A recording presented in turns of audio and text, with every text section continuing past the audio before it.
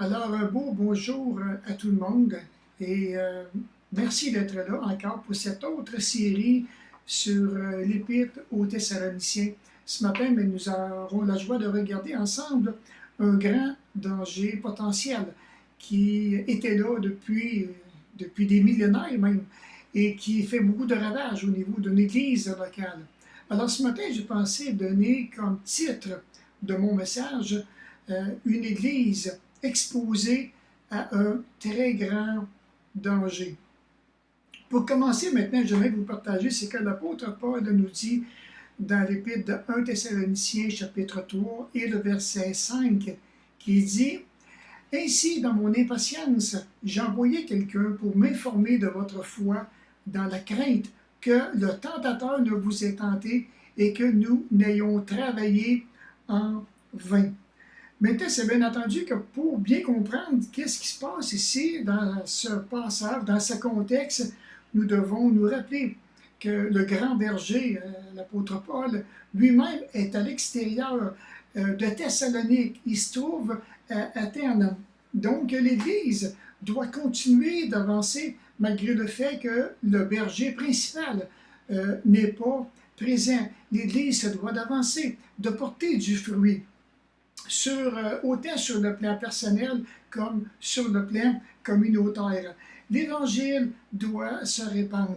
Le travail acharné doit continuer, puisque Dieu appelle l'Église dans ce grand ministère.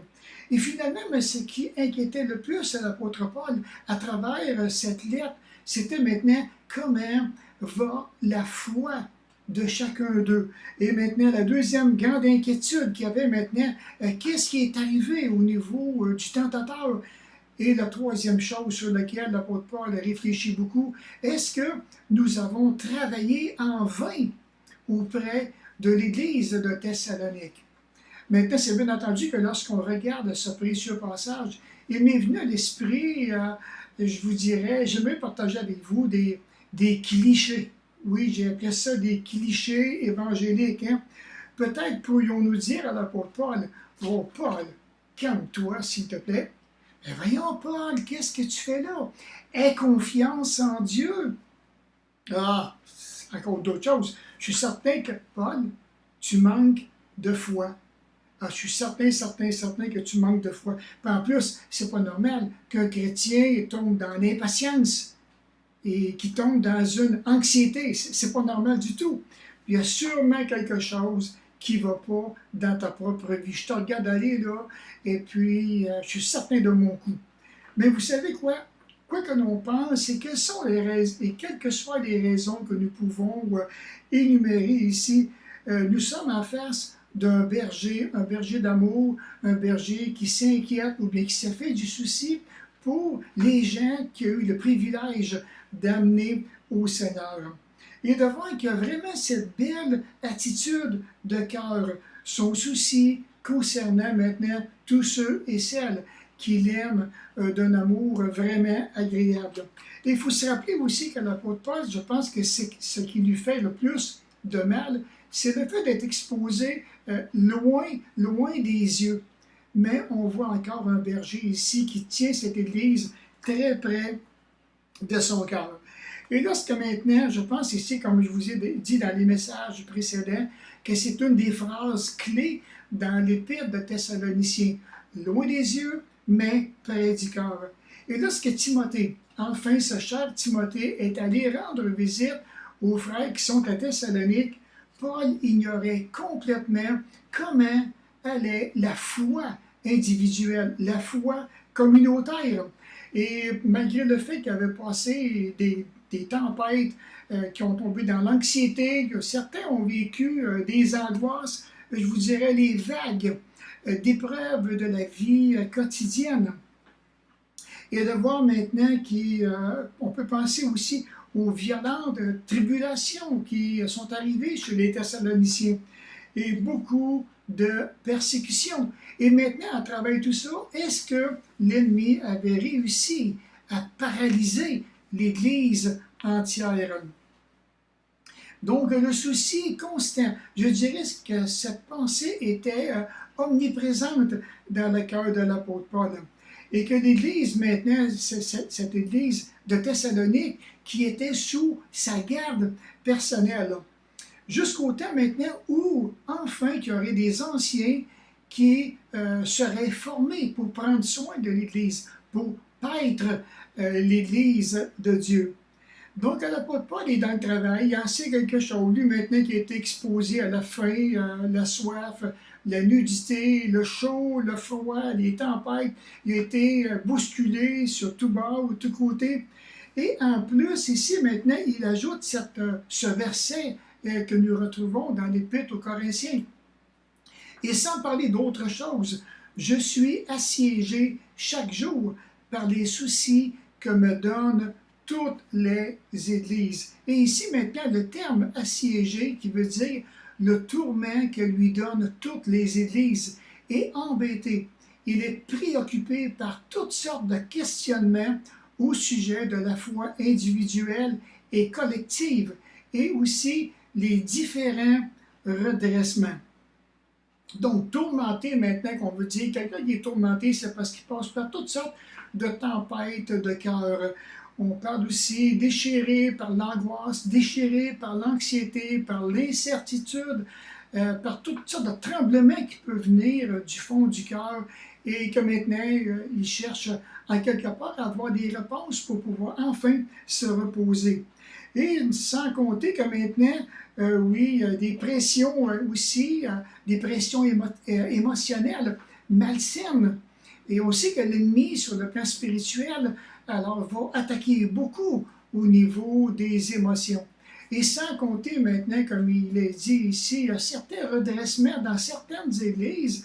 Et puis parce que maintenant les anciens ne sont pas nécessairement formés, alors l'apôtre Paul se doit de redresser, je dirais, je les ai appelés des petits coqs, des hommes qui sont dominants, des hommes qui sont contrôlés, qui vont entrer dans une église et qui n'ont pas cette maturité spirituelle pour savoir, pour comprendre comment bien diriger une église. Et là maintenant, je me suis arrêté, puis je me suis posé cette question et j'aimerais ça que vous puissiez réfléchir avec moi.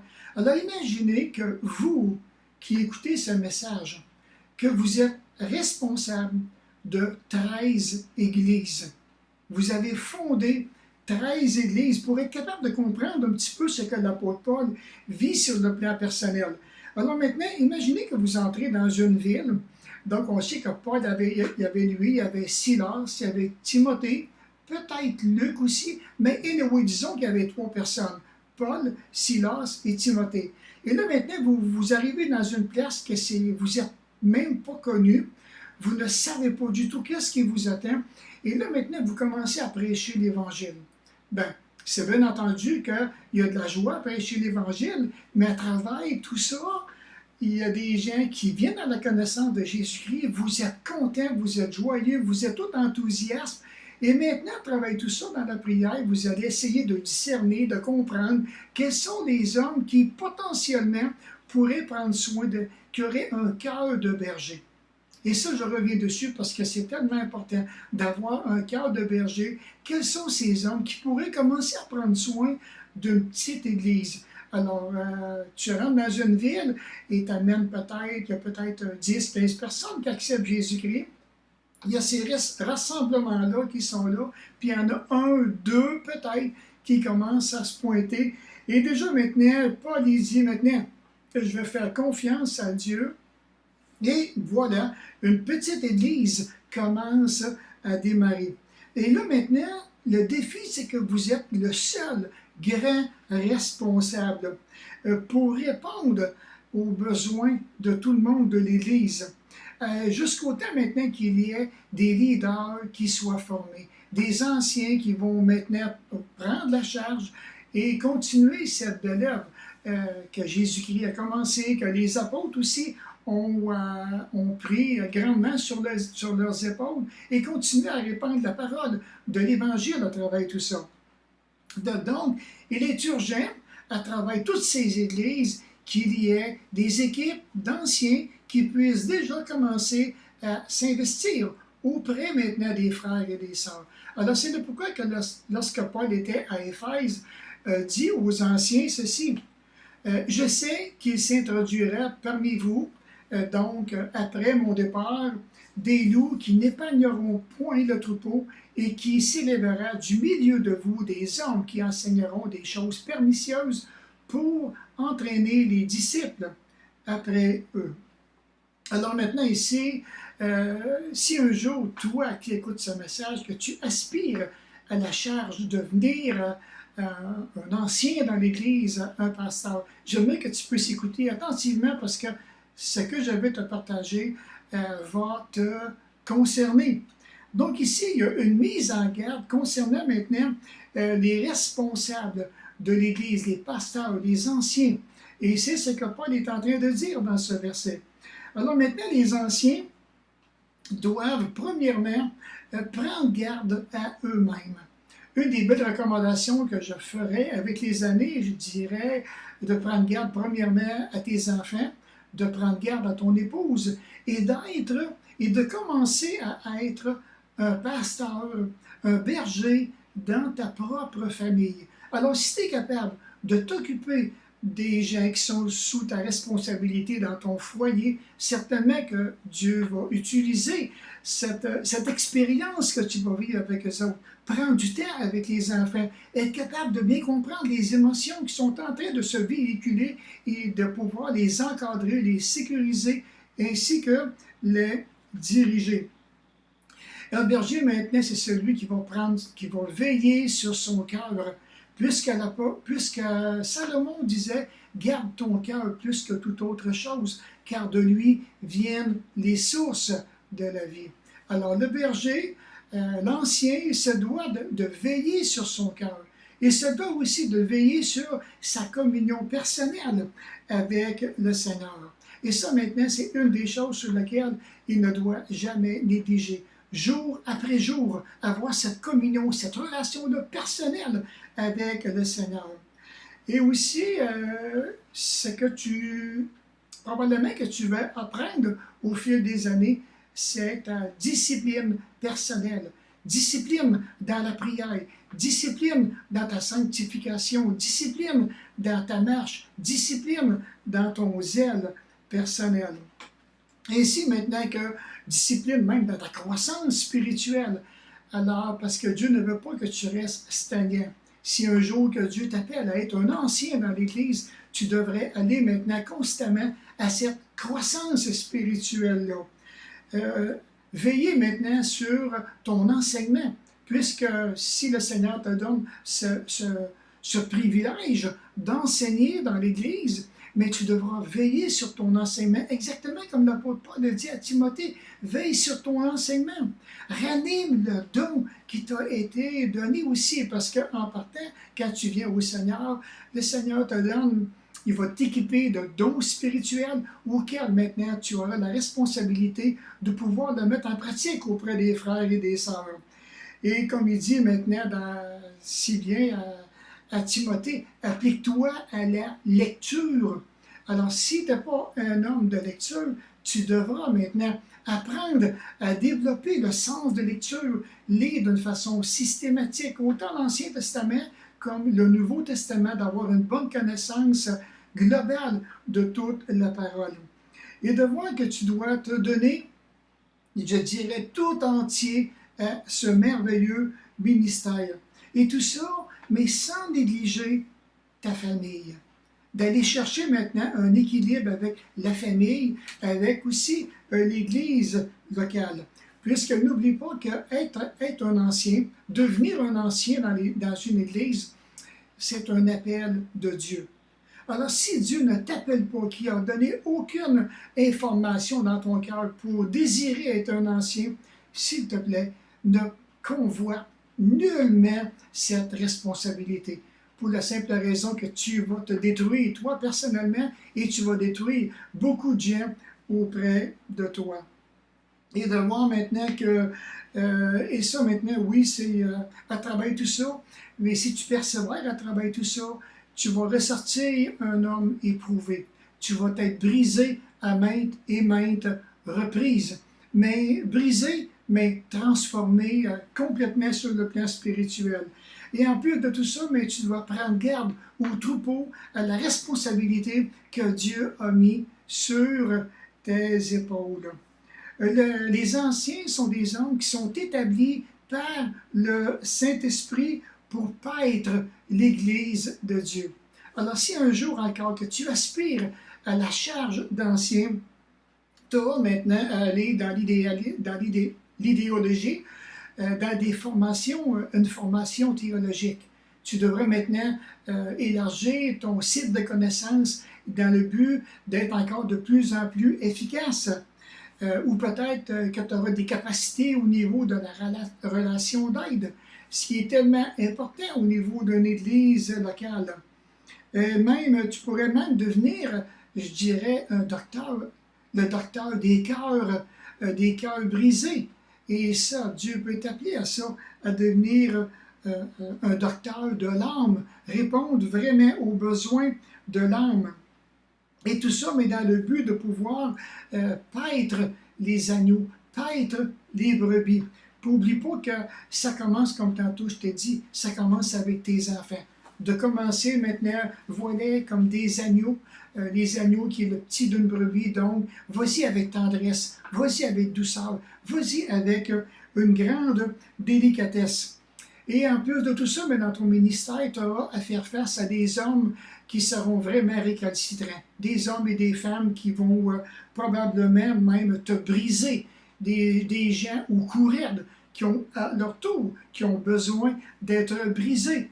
Et de voir maintenant, parce que dans une église locale, il y a des dominants, il y a des contrôlants. Et si on laisse tout aller, la parole de Dieu nous dit dans l'Ecclésiaste, un seul pécheur peut briser beaucoup, beaucoup de bien.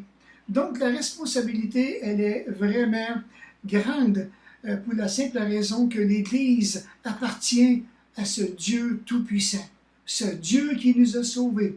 C'est Jésus qui est la tête de l'Église. N'allez pas faire l'erreur de mettre un homme et puis d'être pâmé devant un homme.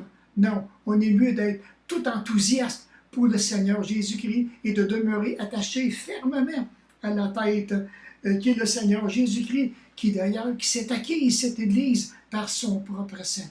Alors c'est du sérieux. Et le seul outil que Dieu met entre vos mains, c'est les âmes des personnes auxquelles un jour tu auras des comptes à rendre. Comment tu as pris soin de l'Église que je t'ai confiée? Donc, l'explication ici qu'on voit au verset 29 et 30 maintenant du livre des Actes, on voit maintenant qu'il y a, comme que l'apôtre Paul le mentionne si bien, après mon départ, il va y avoir des faux docteurs qui vont s'élever, des loups cruels, qui n'épargneront point le troupeau. Et c'est triste, mais comme que l'apôtre Paul dit, ces gens-là ne viendront pas du dehors. Ils vont se présenter du milieu de vous. Donc, le sérieux de l'appel concernant l'ancien, c'est vraiment, vraiment, écoutez, je pense que je n'ai pas de mots pour décrire comment est-ce que c'est important au niveau d'une église locale.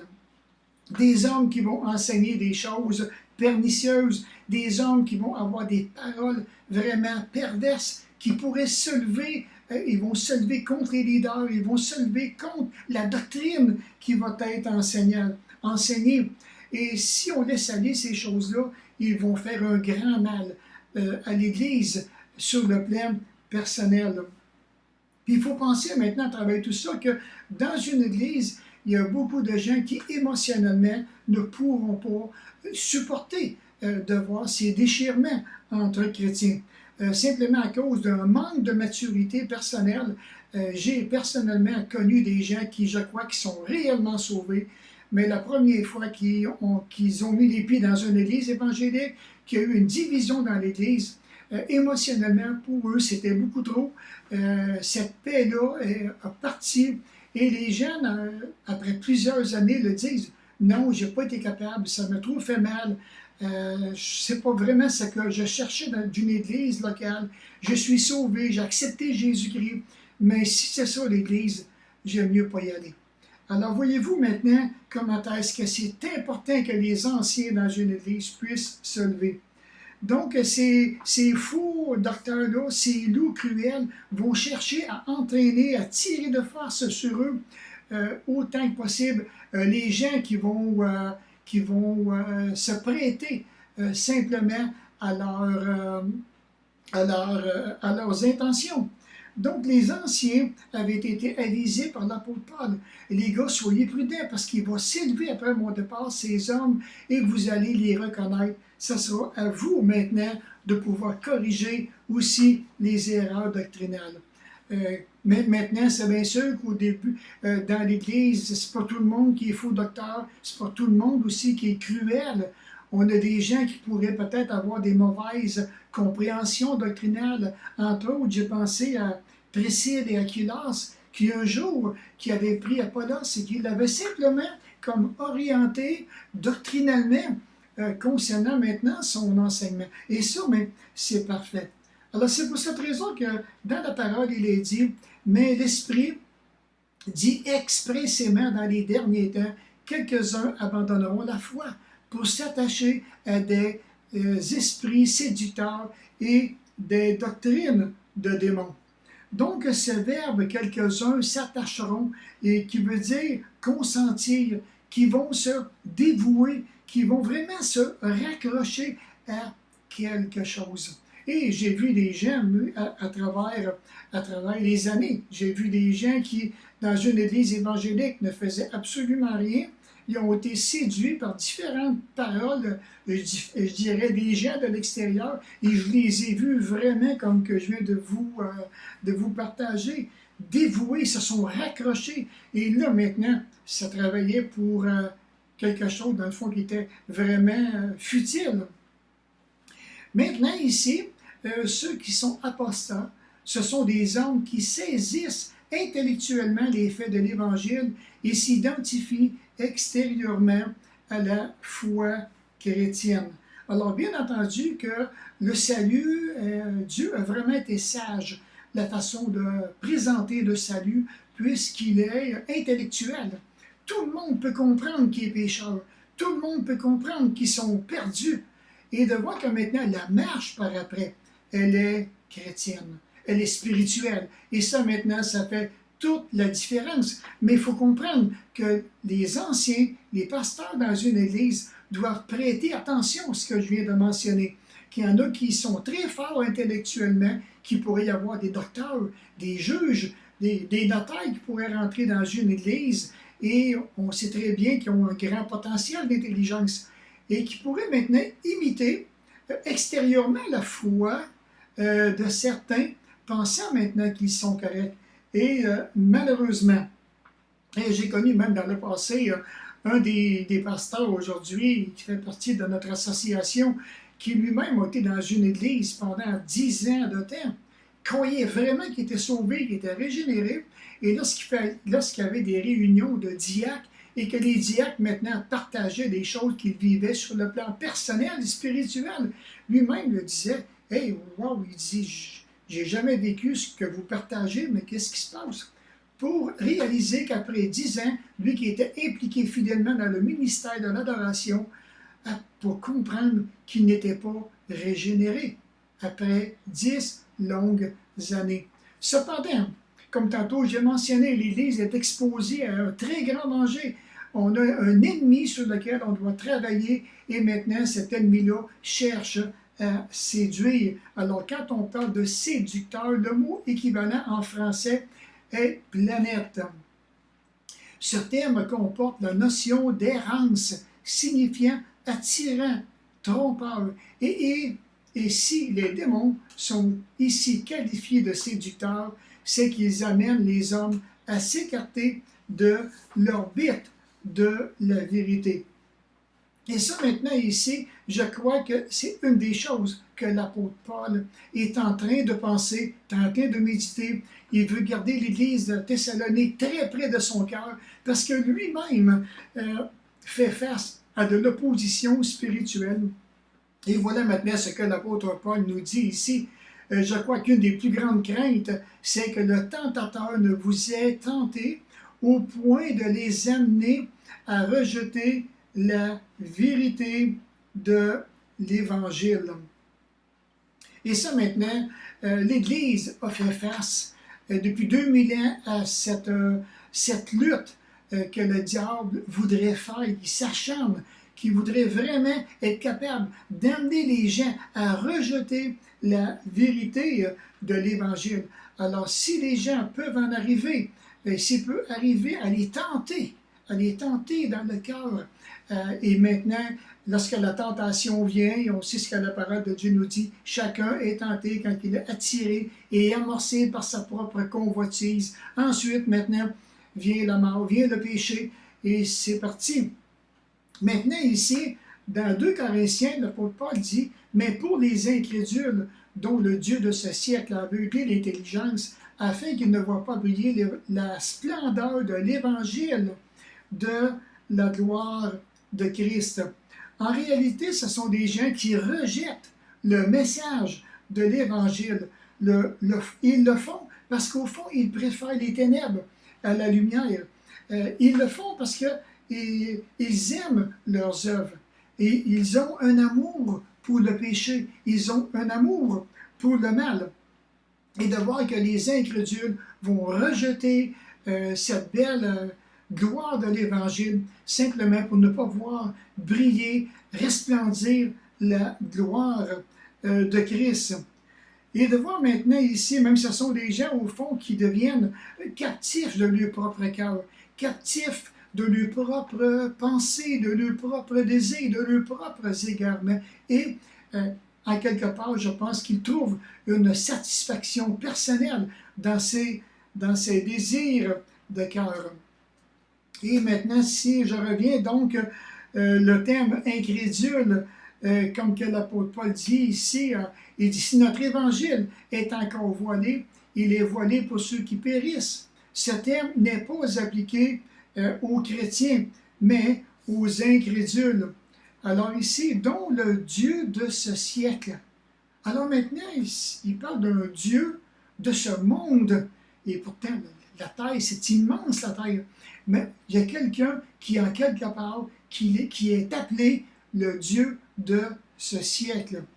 Et Jésus lui-même l'a dit, maintenant a lieu le jugement de ce monde. Maintenant, le prince de ce monde sera jeté dehors. Ici, maintenant, on parle, et dans ce passage, j'ai bien entendu qu'on parle du jugement dernier. Et un jour va venir ce jugement dernier. Et déjà maintenant, ce que Jésus est en train de dire, déjà, du temps de Jésus, le monde était déjà jugé pour la simple raison qu'il rejetait la personne la plus importante et qui soit venue sur cette terre, le Seigneur Jésus, rejetant l'œuvre de Dieu accomplie à la croix pour leur péché. Et de voir qu'à travers tout ça, mais le Seigneur Jésus est dans la dernière semaine avec ses disciples, et lui-même il dit, je ne parlerai plus guère avec vous, car le prince de ce monde vient et il n'a rien de moi. Et de voir que maintenant que Jésus est en train de dire ici, je ne parlerai plus guère avec vous, ici le Seigneur est en train de souligner dans le fond son heure qui approche, l'heure de quitter ce monde et d'aller vers le Père, son heure de souffrance qui s'en vient pour le péché du monde et pour mes péchés, pour tes péchés. Et là maintenant, voyant maintenant son heure arriver, comme il le dit si bien, car le prince de ce monde vient. Alors c'est quelque chose auquel, même on dit, si on y pense encore un petit peu plus loin, il y a tellement de choses dans la dernière semaine de la vie de Jésus qui va vite, que le diable lui-même aurait, je dirais, précipité la mort de Jésus-Christ. Mais tout ça, il faut comprendre que c'est dans le dessein de Dieu. Alors Dieu avait tout préparé ça de Père depuis l'éternité passée. Et maintenant, la prophétie de l'éternité passée, maintenant, s'accomplissait dans la vie du Seigneur Jésus. Donc, comme l'apôtre Paul le dit, certain n'est pas un Dieu comme le Dieu de ce siècle. Ce qu'on doit comprendre par cette expression, on l'appelle Dieu pour la raison que ses disciples illusionnés le servent comme s'il était un Dieu. il est le modèle de tous les faux dieux, de toutes les fausses religions qu'il a engendrées. Donc, il y a vraiment un beau parallèle à faire ici dans ce passage, puisque Paul maintenant soucie de l'Église de Thessalonique, et un des grands soucis, il craint maintenant, comme on a vu tantôt, que Satan puisse avoir éloigné l'Église, que l'Église puisse être refroidie sur le plan spirituel, parce qu'il ne sous-estime pas la puissance de l'ennemi, et de voir que Jésus lui-même parle de Satan ici, dans ce passage, le prince de ce monde. Alors, il y a vraiment un ennemi qui est puissant, qui est invisible, qui est là, mais qui fait un dommage tellement grand.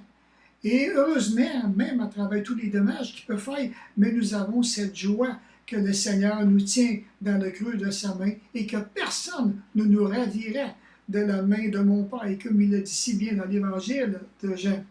Alors maintenant ici, l'objectif c'est que Satan ne veut pas que les gens voient briller la splendeur de l'Évangile. On a maintenant regardé on parle dans Éphésiens 2, le verset 1, par la dépravation des incroyants. Quand on regarde maintenant ce qui nous entoure, beaucoup de gens maintenant croient de moins en moins. Ils sont voilés par rapport à la vérité, sont voilés par rapport à aimer les ténèbres comparativement à la lumière. Et par nature, ils sont des enfants de colère. Donc, tout ce que l'ennemi peut faire pour s'acharner, pour détruire, il va tout faire pour détruire le plan initial, pour détourner le cœur, premièrement, des incrédules, afin que ces gens-là ne croient pas, ne voient pas briller l'Évangile, mais il peut détourner aussi nos propres cœurs. Par exemple, dans la parabole du semeur, comme il est dit, celui qui a reçu la semence dans les endroits pierreux, c'est celui qui entend la parole et la reçoit aussitôt avec joie. Mais il n'a pas de racine en lui-même. Il manque de persistance. Et dès que survient une tribulation ou une persécution à cause de la parole, il y trouve une occasion de chute. Dans ce passage maintenant, il est question des personnes qui sont très, très, très émotives. Et il y a un danger vis-à-vis des personnes qui entendent l'Évangile et qui sont très, très émotives. Donc, on dit que c'est un endroit pierreux, là maintenant, où le sol n'est pas profond. Il y a une mince, mince couche de terre. Le semeur se réjouit pourtant de sa prédication qu'il a fait avec un grand succès. Le premier point ici, au fond, pour que quelqu'un vienne à la repentance, c'est la conviction de péché dans sa propre vie personnelle. Et le péché, mais tu comme Jacques nous le dit si bien, c'est quand tu sais qu'une chose est bien et que tu fais mal. Tu as commis péché. C'est aussi simple. C'est facile à comprendre, c'est facile à discerner. Donc, tant et aussi longtemps qu'il n'y a pas la conviction de péché dans le cœur, la personne ne voit pas son besoin d'un sauveur. Recevoir la semence maintenant dans les endroits pierreux, ces personnes, je dirais, pleines dans un état d'euphorie personnelle. Ils sont convaincus d'avoir trouvé la réponse, enfin, aux besoins qu'ils ressentaient. Donc, ils sont en train de chercher quelque chose qui, émotionnellement, pourrait vraiment leur faire un grand bien. Le problème, c'est que le sol de son cœur n'est pas profond, ou très peu profond. Et Jésus nous dit que cette personne-là n'a pas de racine en lui-même. Et d'abord maintenant ici, il pourrait y avoir toutes sortes d'incompréhensions ou bien toutes sortes de questionnements. Est-ce un manque de maturité spirituelle? Est-ce un manque de compréhension? Ou bien maintenant, comme j'ai déjà entendu personnellement, des gens qui m'ont dit « Arrête ça, c'est trop compliqué pour moi, je comprends absolument rien, c'est du chinois pour moi, puis je ne veux pas en entendre plus. » Ça fait vraiment réfléchir. Et peut-être que c'est des gens qui auraient besoin d'un bon cœur à cœur. Un bon cœur à cœur avec Dieu, cœur à cœur avec des gens qui pourraient les aider, qui pourraient les supporter, les épauler pour les emmener encore un peu plus loin. Et maintenant, ou bien c'est que penser maintenant des professions de foi? On a eu tellement de professions de foi à travers toutes les années. Ces sentiments peuvent avoir changé, c'est correct, mais le cœur n'a pas changé. Le cœur est demeuré toujours le même.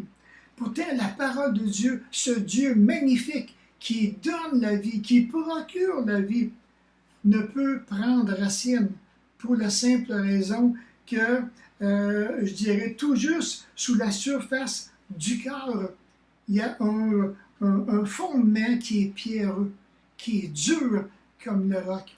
Et la parole ne pénètre pas à travers un cœur aussi difficile.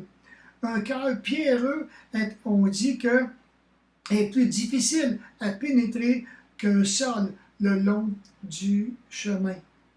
En lui, il n'y a aucune repentance, il n'y a aucun remords pour le péché, il n'y a aucune conscience d'être perdu, aucun brisement, aucune contrition, aucune, je dirais, aucune humilité en quelque part pour être capable de trouver un point de départ pour entrer. Il n'y a aucune conversion véritable. Il n'y a absolument rien. Malheureusement, ça m'attriste parce que je me dis, ces gens-là, eux aussi, ils ont le droit à la vie éternelle. Ils ont le droit au bonheur éternel, au salut éternel de Dieu. Mais le cœur est tellement, tellement dur. Et dès que survient maintenant une tribulation à cause de la parole, ils y voient maintenant une échappature, là où ils pourraient maintenant s'en sortir, pour la simple raison que la tribulation ne suit plus du tout les émotions. Alors maintenant, je crois que lorsqu'on amène quelqu'un au Seigneur, qu'on lui présente l'Évangile, en quelque part, il ne faut pas cacher le prix à payer pour suivre le Seigneur Jésus. Par exemple, se repentir du péché, mourir à soi-même, renoncer à son ancienne vie, renoncer à ses anciennes habitudes, les comportements malveillants, ou bien le mauvais caractère.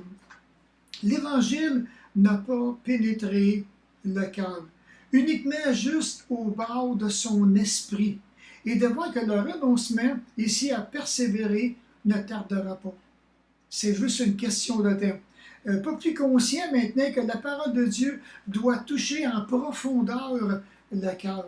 Et si nous désirons vraiment qu'il puisse y avoir du changement, si la parole de Dieu ne touche pas la profondeur du cœur, il ne peut pas avoir de changement.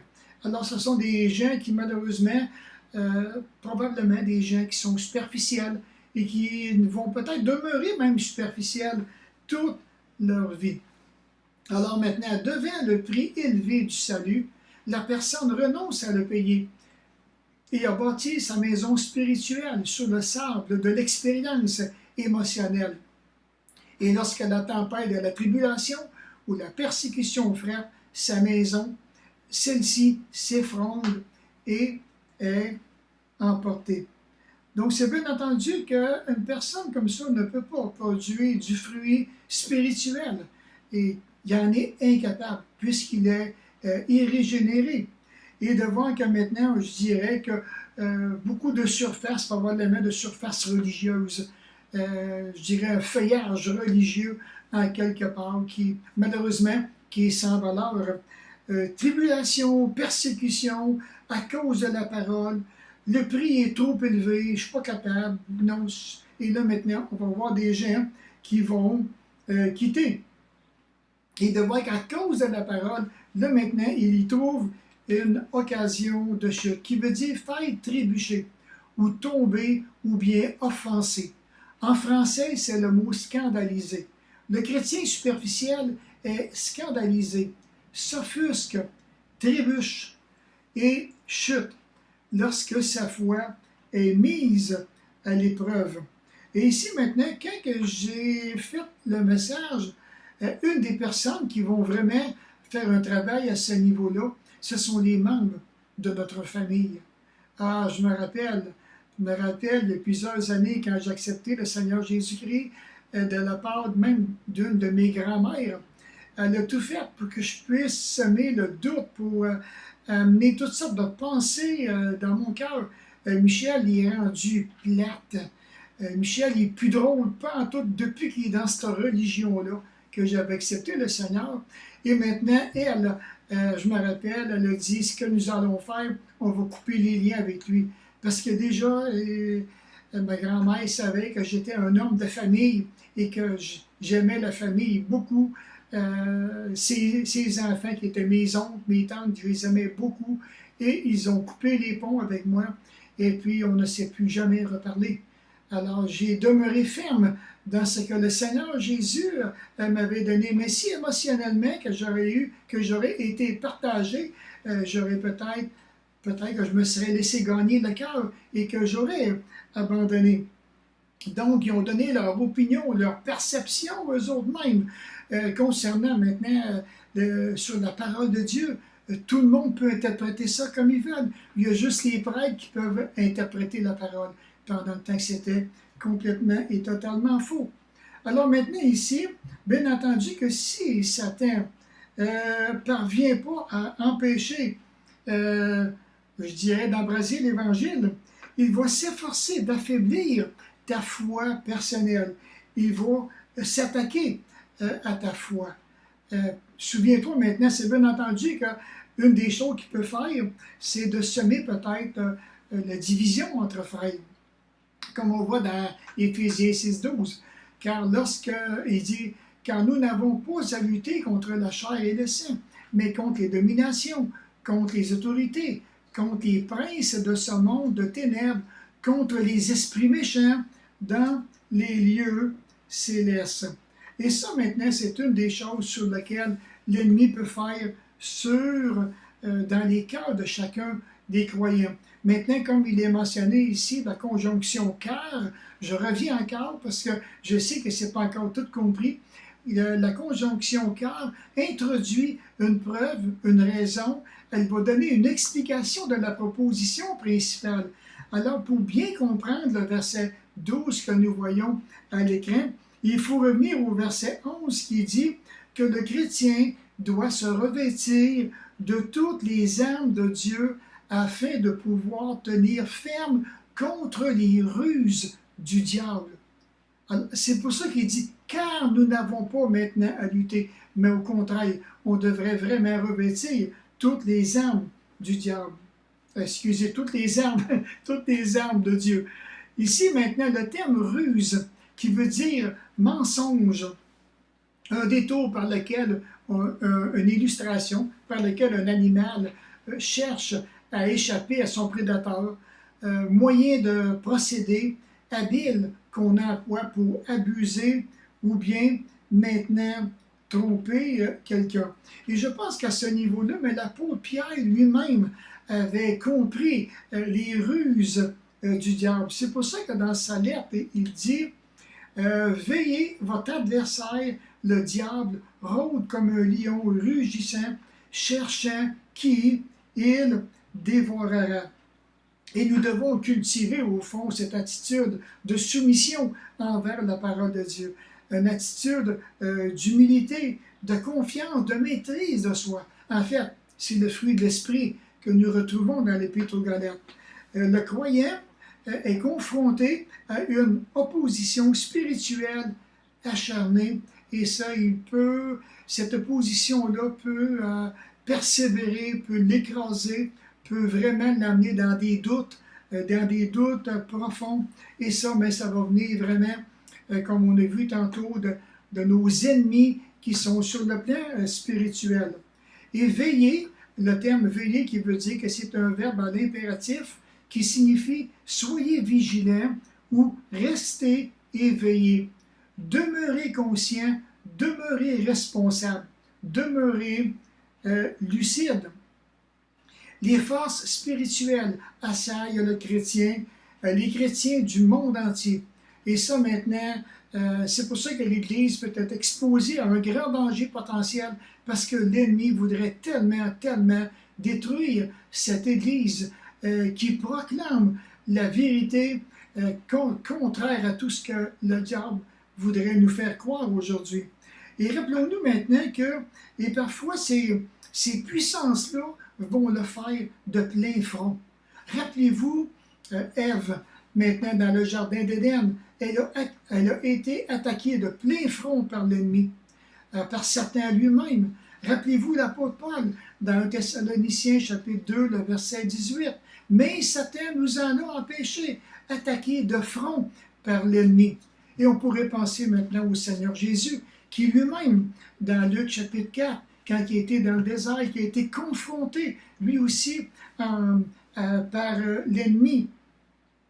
Mais il peut le faire aussi de façon détournée. Satan peut se déguiser en ange de lumière. Et de voir maintenant comme c'est pour cette raison que Jésus fait cette recommandation. Il dit, c'est pour cette raison que le Seigneur dit à ses disciples, veillez et priez, afin que vous ne tombiez pas en tentation. L'esprit est bien disposé, mais la chair est faible. L'adversaire, il n'est pas seulement l'adversaire de Dieu. Il est mon adversaire, il est ton adversaire. Il est l'ennemi acharné du peuple de Dieu, des enfants de Dieu, de la belle famille et de Dieu. Ça, maintenant, c'est depuis que l'Église est fondée, qu'il s'acharne constamment contre nous. On dit que, techniquement, l'adversaire, ce mot signifie opposant à l'égal et désignait toute partie adverse, agressive et hostile à l'extrême. Le mot traduit par diable amplifie cette idée et qualifie l'opposant d'ennemi, malveillant, calomniateur, vindicatif. Puis il faut se rappeler que lorsque nous regardons dans les évangiles, à 3 reprises, le Seigneur Jésus lui-même l'appelle le prince de ce monde, qui révèle au fond l'étendue de la base à partir de laquelle il lance ses assauts diaboliques. Puisqu'il est le prince de ce monde, il va lancer ses flèches à travers le monde, dans le but que ça puisse nous atteindre. Puis une des vérités que nous devons comprendre, l'ennemi, le diable lui-même, il est infatigable. Il est acharné, il ne sommeille jamais, il ne se repose jamais. Il est toujours au travail. C'est tout un prédateur errant dans les ténèbres de sa puissante méchanceté. Et il est toujours là à l'affût de désirer vouloir tuer. Il rôde comme un lion, cherchant qui il dévorera. Et Pierre utilise ici des images de l'Ancien Testament qui démontrent la cruauté de chasser vraiment, poursuivant un lion maintenant, poursuivant ses proies. Son objectif, c'est pas seulement de dévorer, c'est pas seulement d'engloutir, c'est pas seulement de blesser, mais vraiment de détruire, de tuer. Et Pierre, certainement maintenant qu'il a été témoin de certains chrétiens qui, à Rome, se sont fait déchirer, dévorer, détruire par la cage au lion. Certainement qu'il a vu ces spectacles qui se sont offerts à ses yeux et qui l'ont vraiment, je dirais, brisé, peiné. Satan et les démons sont invisibles.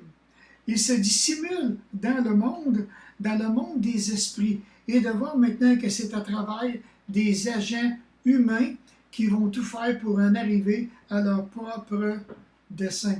Et pour obtenir maintenant, il peut obtenir maintenant, je dirais, la permission de Dieu de s'attaquer directement à toi. Mais j'ai pensé à Job. Prenez Job, par exemple, auquel on voit vraiment dans le chapitre 1 et 2, que le diable se présente et qu'il réclame Job. Et non seulement ça, mais lorsque le Seigneur Jésus lui-même, qui était sur la terre, un jour, il a dit à Pierre ceci, quand il s'appelait Simon, hein? Simon, Satan vous a réclamé pour vous passer tous au crible. Comme on secoue le blé pour le séparer de Nabal.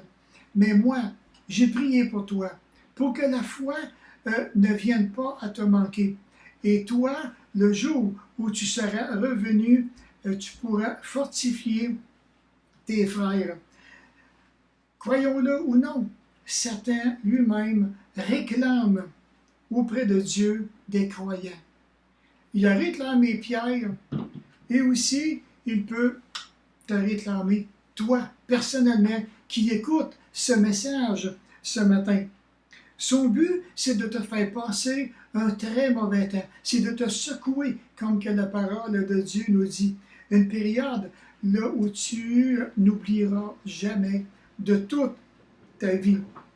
C'est de te faire passer par une épreuve intérieure au point d'être ébranlé.